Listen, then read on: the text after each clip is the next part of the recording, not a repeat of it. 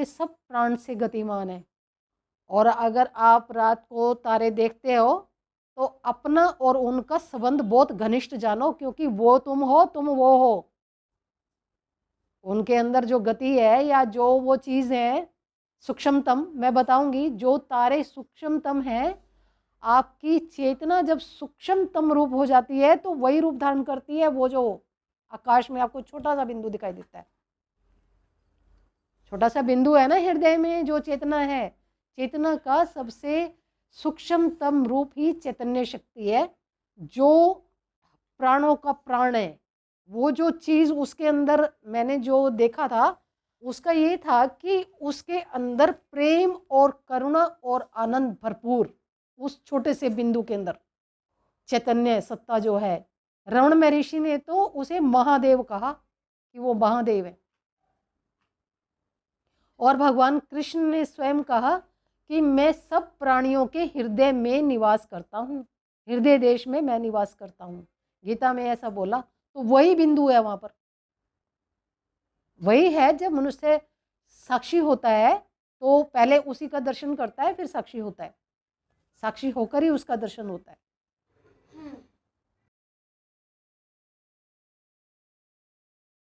बोल सतगुरुदेव भगवान की जय।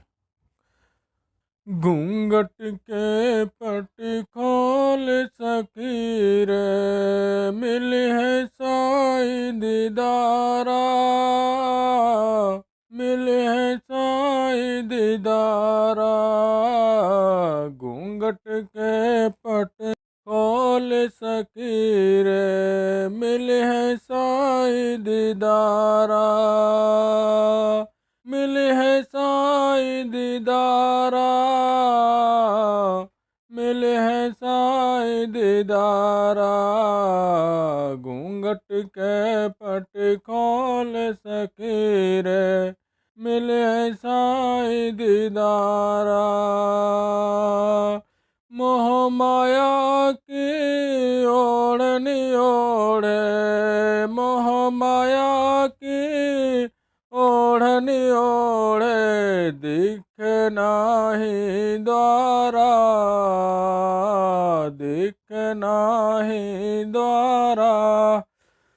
सुन महल में घोर अंधेरा, सुन महल में घोर अंधेरा, करो राम उजियारा,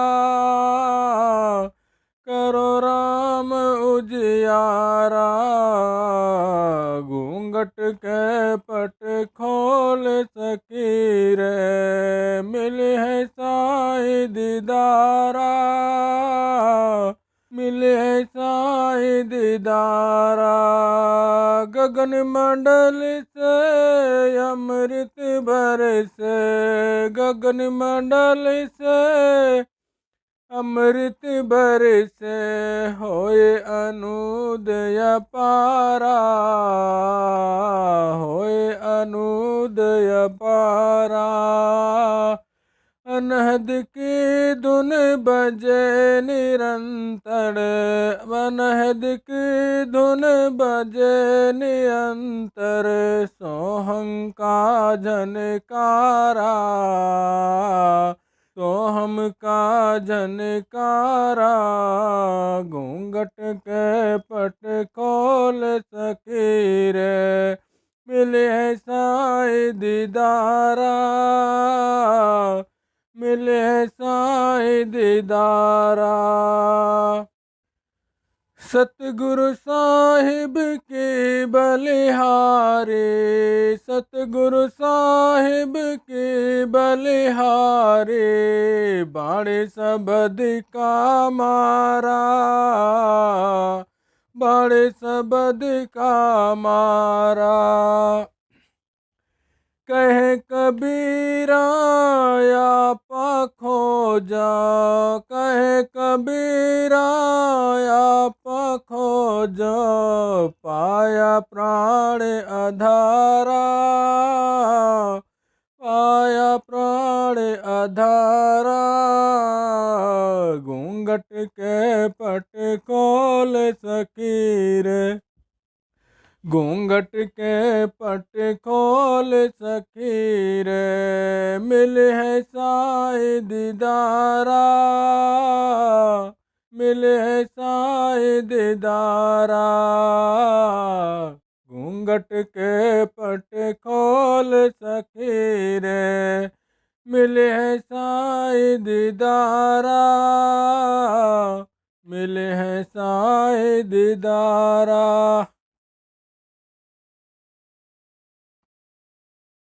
परमात्मने नमः, परमात्मने नमः, परमात्मने नमः। बोलो सतगुरुदेव भगवान की। घूंघट के पट खोल रे तो ही पिया मिलेंगे। तो मिलने चलते हैं फिर।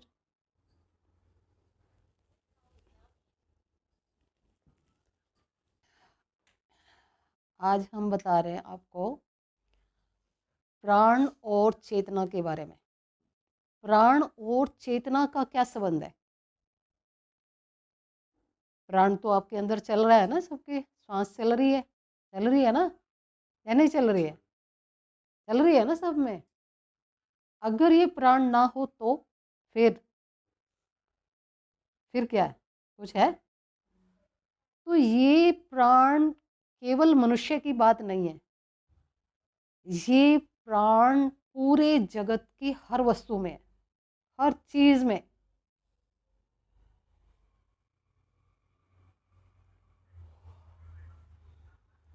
और ये प्राण एक ऐसा सत्य है जिसने आत्मा तक की यात्रा की है, उसने प्राण को भी जाना है।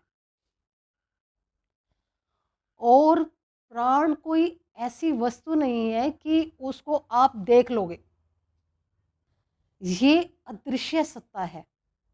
जैसे परमात्मा अदृश्य है, ये प्राण भी अदृश्य है। आपको दिखाई देता है? आप प्राण सांस ले रहे हो, आपको दिख रही है? नहीं दिख रही ना। और सांस केवल आपकी नासिका से नहीं जा रही, अंदर हृदय भी धड़क रहा है, देखो आप, प्राण से धड़क रहा है वो। और शरीर के अंदर जितनी भी गतिविधि हो रही है, अन्न को पचाना, खून का चलना, ब्लड चल रहा है ना पूरे शरीर में, ये और सारा अंदर जितना तंत्र कार्य कर रहा है, सब गतिमान जो चीज है शरीर के अंदर गति हो रही है जिसमें, उसको चलाने वाला कौन है? प्राण। प्राण चलाने वाला है, सब चीज को प्राण ही चला रहा है। ये तो हम देखकर बता रहे हैं ना। अगर प्राण नहीं हो किसी चीज के अंदर, प्राण शक्ति, तो जगत में कुछ भी नहीं हो सकता। जगत की बात नहीं है, सारे ब्रह्मांडों में ही कुछ नहीं हो सकता। धरती, आकाश, पाताल, सब जितने भी लोक, लोकांतर, खंड, ब्रह्मांड, जहां जहां कुछ है, और वो सब का सब प्राण से ही संभव है। अभी जो ये गंगा नदी बह रही है, या और जितनी हमारे नदियां बह रही हैं, उसको कौन चला रहा है? स्पीड देखी है आपने? कौन चला रहा है? उसके पीछे लगा है क्या? हो गई उसमें कौन कार्य कर रहा है? वो इतनी गति पकड़ रखी है, बिल्कुल वहां जाएगी सागर में। तो ये गति कहाँ से आ रही है? ये प्राण से आ रही है। प्राण ही गतिमान है उसमें। और जो ये हवा चल रही है, और जो ये हवा चल रही है, हवा हवा देखो, थोड़ी देर बंद हो जाए तो आपका क्या होने लगता है? देखो, फूल खिलते हैं, किससे खिलते हैं? प्राण शक्ति से खिलते हैं। पौधों में जितना जीवन है सब प्राण शक्ति से है। और जो ये सूर्य चमक रहा है, ये किरणें भी खेल रहा है ना अपने सूर्य, इसके अंदर से 7 किरणें आ रही हैं। तो ये जो जितनी किरणें पृथ्वी पर आ रही हैं, सारे जगत को जो प्राण प्रदान कर रही हैं, जीवंत रख रही हैं, ये सारी किरणें, इनको कौन चला रहा है? सूर्य को कौन चला रहा है? प्राण शक्ति चला रही है। सूर्य को भी प्राण शक्ति चला रही है, और चंद्रमा को, और ये तारे, सब के सब प्राण से गतिमान है। और अगर आप रात को तारे देखते हो तो अपना और उनका संबंध बहुत घनिष्ठ जानो, क्योंकि वो तुम हो, तुम वो हो। उनके अंदर जो गति है या जो वो चीज़ है सूक्ष्मतम, मैं बताऊंगी, जो तारे सूक्ष्मतम है, आपकी चेतना जब सूक्ष्मतम रूप हो जाती है तो वही रूप धारण करती है। वो जो आकाश में आपको छोटा सा बिंदु दिखाई देता है, छोटा सा बिंदु है ना हृदय में, जो चेतना है, चेतना का सबसे सूक्ष्मतम रूप ही चैतन्य शक्ति है, जो प्राणों का प्राण है। वो जो चीज उसके अंदर मैंने जो देखा था, उसका ये था कि उसके अंदर प्रेम और करुणा और आनंद भरपूर, उस छोटे से बिंदु के अंदर चैतन्य सत्ता जो है। रमण महर्षि ने तो उसे महादेव कहा कि वो महादेव है, और भगवान कृष्ण ने स्वयं कहा कि मैं सब प्राणियों के हृदय में निवास करता हूँ, हृदय देश में मैं निवास करता हूँ। गीता में ऐसा बोला। तो वही बिंदु है वहां पर, वही है। जब मनुष्य साक्षी होता है तो पहले उसी का दर्शन करता है, फिर साक्षी होता है, साक्षी होकर ही उसका दर्शन होता है। ठीक है ना, बहुत गहरी बात है। अभी तो आप थोड़ा, अब हमारे लिए तो ऐसे है ना कि हम बता रहे हैं बस इतना ही, लेकिन अभी जो यहाँ तक चलेगा या जो गए हैं तो वो सुन ही रहे होंगे, अगर उनको पता चलेगा तो वो देख ही लेंगे कि हाँ ये ऐसा ही है। तो प्राण शक्ति आपकी हर चीज के अंदर है, हर चीज के अंदर, जिसकी जो भी चीज गतिमान लगती है आपको।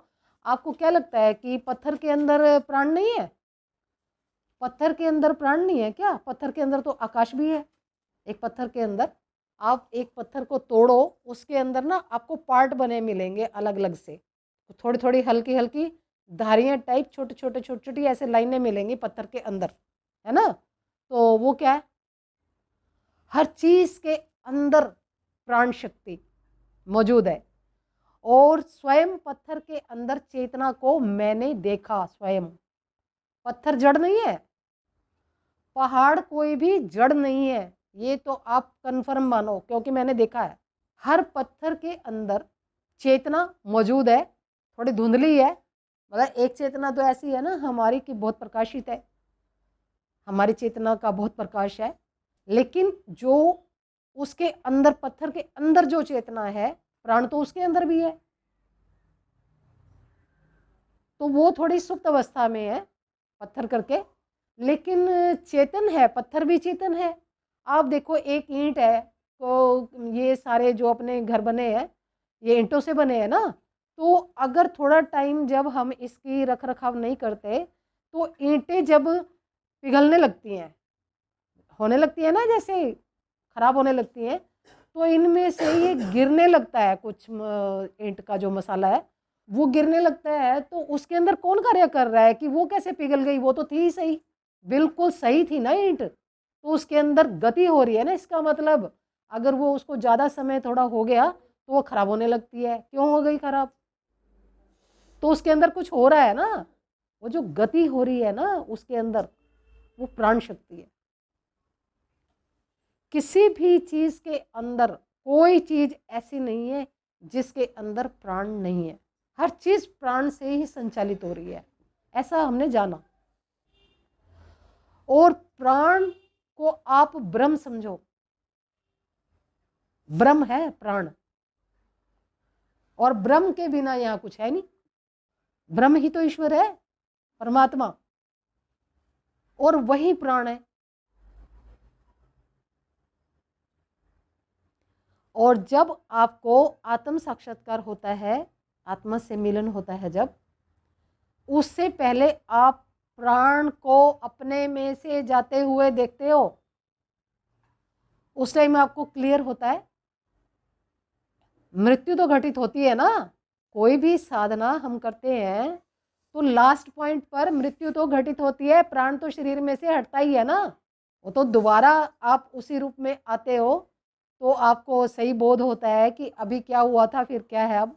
तो एक बार तो आपको ये अनुभव जरूर होता है कि प्राण कैसे है, प्राण कैसे जा रहा है, और इतना अच्छा अनुभव होता है वो, तो मृत्यु के डर से मनुष्य बाहर निकल जाता है। अब भी देखो मृत्यु से कैसे डरता है, कैसे डर लगता है मृत्यु से? क्यों डर लगता है भाई?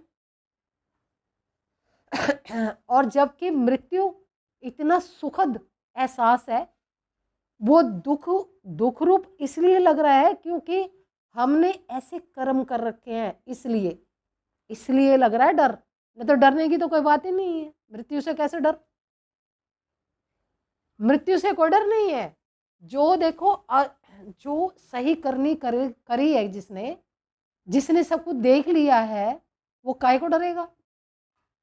डर किसको है भाई? डरने का कोई कारण होगा ना, ऐसे कैसे डर लेगा आदमी?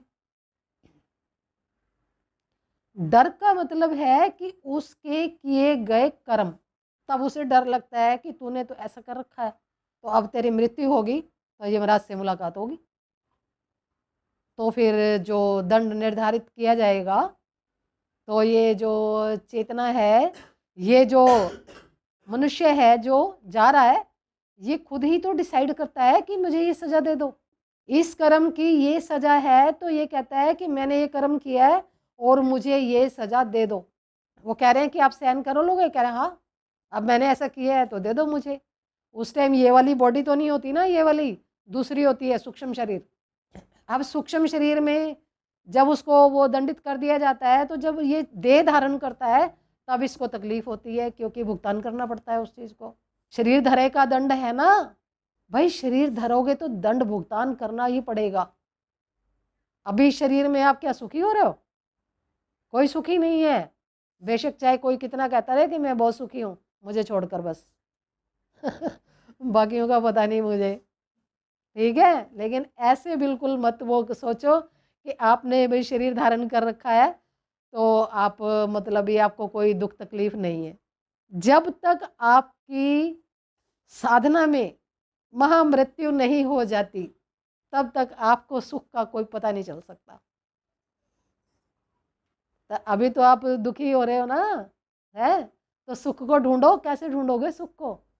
और संसार में आप सोच लेना कि भाई ये तो बिल्कुल मत सोचना कि आप सुखी हो जाओगे। यहाँ पर यहाँ आए ही आप अपने कर्मों का भुगतान करने के लिए हैं, ठीक है? इसमें से आपको अपना रास्ता निकालना है कि मैं अपने जीवन का रास्ता जो सुखद रास्ता है उसको कैसे चुनूं, कैसे निकालूं। और इसी को ढूंढने के लिए लोग सतगुरु को ढूंढते हैं कि दुख तो यहाँ बहुत है, लेकिन फिर सुख कहाँ है? कहाँ है सुख? तो हम भी ऐसे ही निकले थे ना भाई। जब तक कोई मनुष्य दुखी नहीं होगा तो प्रभु को क्यों याद करेगा? क्यों याद करेगा? उसको याद करने का कारण ही दुख है। जिसको जितना ज्यादा दुख होगा उसके विरह में, प्रभु प्रेम में वो बावला हो जाएगा। वो ढूंढता है सुख, सुख किधर है? तो जब उसकी तलाश में लगता है, जब वहां से जो मिलता है वो कहीं से नहीं मिल सकता, वो नहीं मिलेगा कहीं से। बेशक प्रभु प्रेम में वो रोता हो, उसके आंसू बहते हो, लेकिन वो आंसू भी सुख के हैं प्रभु की याद में। लेकिन जो व्यक्ति प्रभु के प्रेम को समझ जाता है, वो दूसरे को दूसरे को दिखाई दे रहा है कि ये दुखी हो रहा है, रो रहा है शायद इसलिए, लेकिन वो उनमें जो सुख का अनुभव करता है, जो उसको प्रेम मिलता है अंदर से, तो वो वही जानता है जिसका अश्रुपात होता है, वो प्रेम में होता है। उसको रोना नहीं कहते, उसको अश्रुपात होता है। भगवान शंकर को भी देखा होगा कि वो आंखें बंद हैं, प्रेम में मगन है, और उनकी आंखों से भी आंसू दो बूंद टपकती दिखाई देती हैं, अगर किसी ने कोई चित्र देखा हो तो वो तो सरसमर्थ है ना भगवान भोलेनाथ। प्रेम चीज ही ऐसी है, प्रेम गली अति सांकरी या में दो ना समाई। जो प्रभु से प्रेम करता है वो दो नहीं, वो एक ही हो जाता है, एक ही हो जाता है वो। जिसने इस चीज को अनुभव किया है वो इस बात को बहुत बखूबी जान रहा होगा कि मैं क्या कह रही हूं। उसको सुख भी मिलेगा तो प्रभु प्रेम विरह में मिलेगा सुख। मीरा का क्या था? मीरा तो बोलती है ना इस चीज को कि जो मैं ऐसा जानती कि प्रीत करे दुख होए, तो नगर ढिंढोरा पीटती कि प्रीत न करियो कोई। तो रो रो कर ये चीज़ें, मतलब मीरा ने कितने भजन गाए हैं, विरह में गाए हैं, लेकिन जो उसे सुख था अंदर से, तो भगवान कृष्ण स्वयं आ जाते थे मिलने के लिए। तो दो थोड़ी थे वो, मीरा और कृष्ण। मीरा और कृष्ण दो नहीं थे, एक ही थे। और भगवान कृष्ण को तो आप अपना संगी साथी जानो, ये तो मैं भी कह रही हूँ। भगवान कृष्ण इस शब्द भक्ति के अंदर पता नहीं कितनी बार मिलने आते हैं तुम्हारे से, बार बार आते हैं, बार बार आते हैं। अभी देखो भगवान कृष्ण से मिलने के लिए लोग कैसे तरसते रहते हैं कि भगवान कृष्ण मिलते नहीं है। अब तुम नहीं बुलाओ तो वो कैसे आए? भगवान कोई दूर है? कोई दूर नहीं है भाई, तुम्हारे में बुलाने की हिम्मत होनी चाहिए। मीरा को मिलने नहीं आते थे क्या? आते थे ना, मीरा के घर पर आ जाते थे मिलने के लिए। तो अगर तुम्हारा प्रेम सच्चा है कि तुम्हारे पास भी आ जाते हैं मिलने के लिए, ऐसी बात तो नहीं है कि नहीं आते हैं। और एक बार नहीं, कई बार आते हैं, बार बार आते हैं, बार बार आते हैं। अब कोई हम किताब थोड़ी सुना रहे हैं तुम्हें।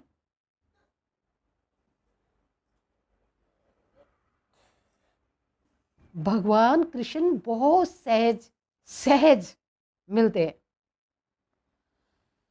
जब आपकी साधना शुरू होती है, तो जब आप तट पर उतार दिए जाते हो प्रथम टाइम 5 तत्वों के अंदर, जब तट पर उतरते हो, वही भगवान कृष्ण स्वयं रथ लेकर तैयार खड़े रहते हैं। 12-13 साल की आयु के तैयार खड़े रहते हैं कि ये जीव आया है, इसको मैंने 25 प्रकृतियों में यात्रा करानी है। तो वो तो उसी टाइम आपको रथ में बिठाते हैं और रथ में आपके साथ ही यात्रा करते हैं। जैसे अर्जुन को उपदेश दिया था गीता में, तो सारथी बने थे ना, तो अर्जुन को रथ में बिठा रखा था। तो हम कौन है? हम भी अर्जुन है, और भगवान कृष्ण ही हमारे सारथी हैं। तो वो 25 प्रकृतियों के अंदर भगवान कृष्ण स्वयं तुम्हें 25 प्रकृतियों के अंदर यात्रा कराते हैं। आपको अभी कुछ नहीं पता, मैं बता रही हूँ आपको, ये सब कुछ होता है।